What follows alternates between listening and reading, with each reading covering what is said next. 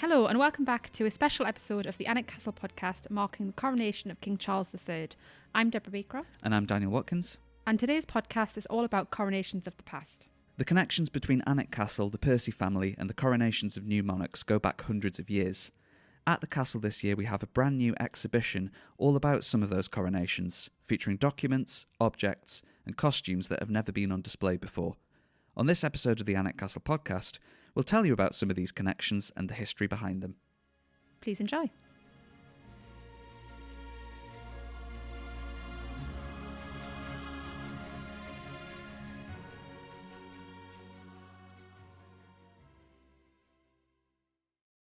Medieval coronations.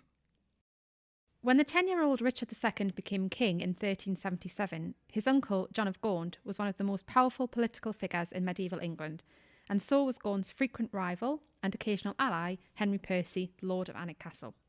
The two men held the positions of Steward and Marshal of England respectively, and were responsible for many of the ceremonies for the new king's coronation, which was one of the most spectacular the country had ever seen.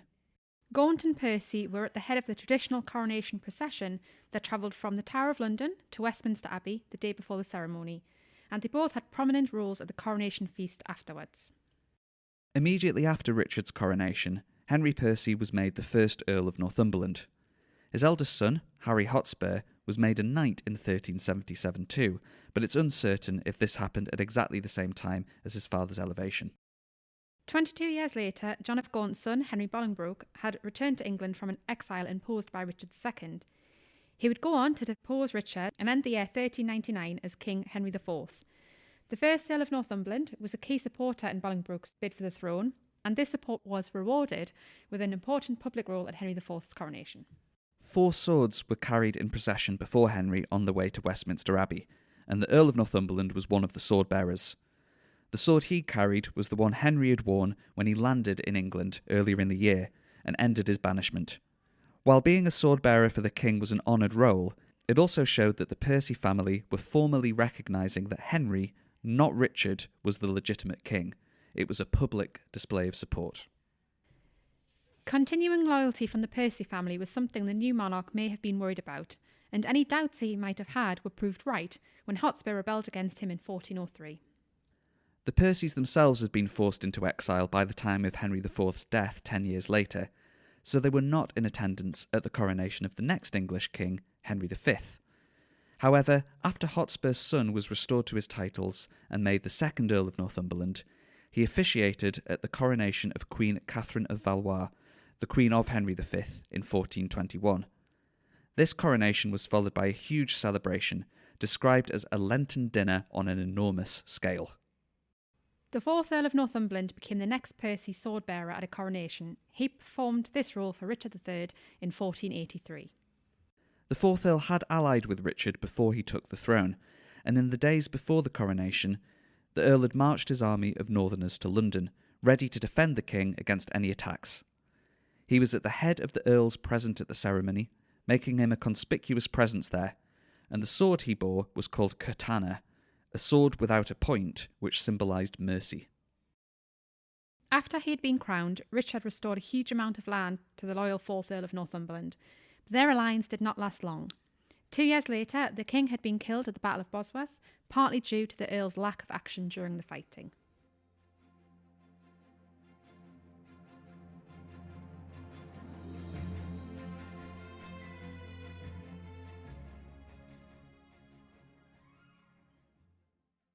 The coronation of George III.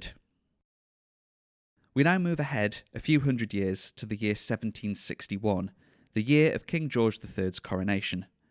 Elizabeth Percy, then the Countess, but later to become the first Duchess of Northumberland, was a part of Queen Charlotte's inner circle, and wrote about the coronation in her diaries. This is what she said about the event. September the 22nd. Rose at 4:30, dressed, went to Queen's apartment at Westminster. Soon after the Queen arrived in her stiff-embodied robe, silver-embroidered tissue petticoat, diamond stomacher, purple velvet sleeves with diamonds, pearls as big as cherries, girdle, petticoats with diamonds, purple velvet surcoat and mantle with ermine and lace, purple velvet cap with only one string of diamonds, and a crown egret headdress, and a fan of mother-of-pearl, emerald, rubies and diamonds. The hall was a glorious sight, 6,000 well-dressed spectators. The pall cloth was held over the king at his anointing by the Duke of Devonshire, my lord and Lord Hertford, over the queen by ladies and the duchesses of Richmond and Bedford. The latter had on a great deal of rouge, which became her vastly and made her look like her daughter. Almost dark and very cold walking back, halted half an hour at an angle of streets where there blew a cutting wind, much mischief likely to happen by lighting candles. No dinner to eat at the coronation banquet, placement done so badly that several people had nowhere to sit. Instead of profusion of geese, etc., not wherewithal to fill one's belly. Lord Talbot's horse, which the king gave him, performed wonders, retreating the whole length of the hall with much nimbleness and decorum. The Duke of Bedford's horse was as wild as the devil, but gave him an opportunity of showing great horsemanship by keeping his seat. Elizabeth, one of the most well-known collectors of the 18th century, also had items relating to past coronations among her historical curiosities, including the coronation gloves of King Edward VI and King James II's coronation cravat. You can hear more about her collecting habits in episode 5 of this podcast.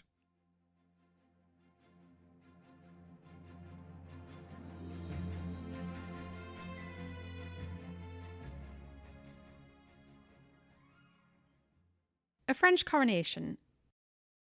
Hugh Percy, the 3rd Duke of Northumberland, was present for more coronations than any other Percy lord, as well as the coronations of 3 British monarchs, including that of George IV in 1821, when Hugh became another Percy swordbearer. In 1825, he was appointed the Ambassador Extraordinary and personal representative of George for the coronation of King Charles X of France. Charles, a younger brother of Louis XVI, was made king during the period of 19th century French history, when its monarchy was restored. He succeeded to the throne in 1824, but by 1830 he had been forced to abdicate and was exiled from France. The Duke, accompanied by the 3rd Duchess, Charlotte, travelled to France for Charles's coronation with the new Percy state coach, bought from the royal stables and now on display in the coach house at Alnwick Castle. 6 pineapples were also dispatched from the gardens at Alnwick for the Duke's table, where he attended the French court in Paris. Victor Hugo, the author of novels like Hunchback of Notre Dame and Les Miserables, wrote about the coronation in his memoirs and said, The Duke of Northumberland, the representative of England at the coronation ceremonies, was reputed fabulously wealthy. Wealthy and English. How could he be otherwise than à la mode? The English at that period were very popular in French society, although not among the people. They were liked in certain salons because of Waterloo, which was still fairly recent, and to anglicise the French language was a recommendation in ultra-fashionable society. Lord Northumberland, therefore, long before his arrival, was popular and legendary in Reims. Landlords rubbed their hands with glee. There was in those days, and probably is today, at the corner of a street giving onto the square, a rather large house with a carriage entrance and a balcony, and facing the cathedral. One morning, a man of irreproachable appearance, dressed in black, with a white cravat, an Englishman who spoke broken French, presented himself at the house in the square. He saw the proprietor, who eyed him attentively. "You wish to sell your house?" queried the Englishman. "How much?" 10,000 francs. "But I don't want to buy it." "What do you want, then?" "Only to hire it." "That's different. For a year? For 6 months?" "No. I want to hire it for 3 days. How much will you charge?" 30,000 francs.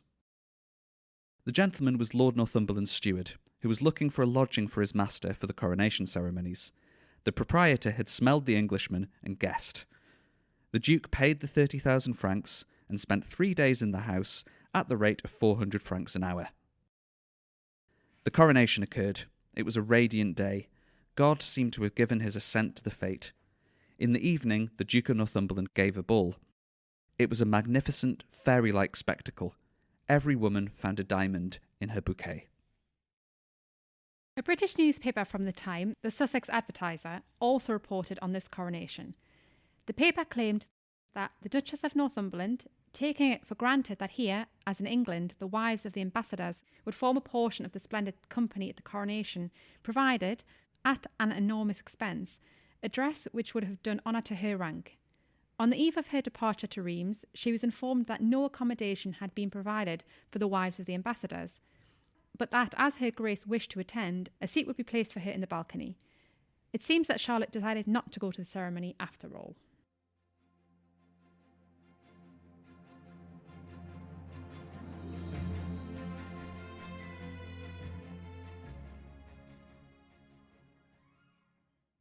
'20th century coronations. Members of the Percy family have played a part in more recent coronations too.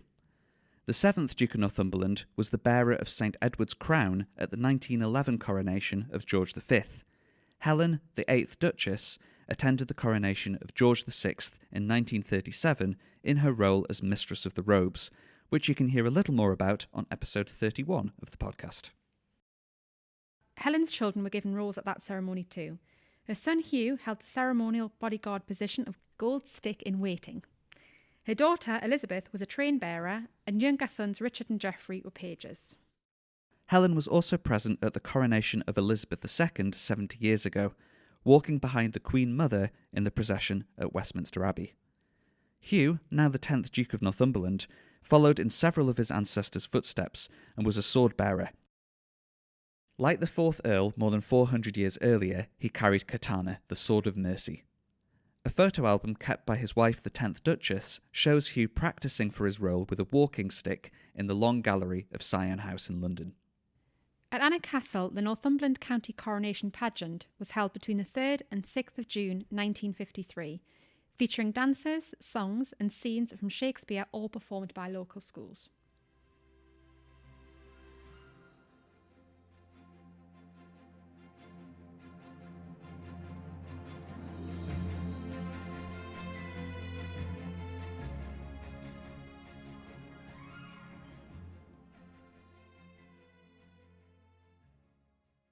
The Coronations exhibition will be in place at Alnwick Castle throughout our 2023 season, with displays across the castle site from the staterooms to the coach house.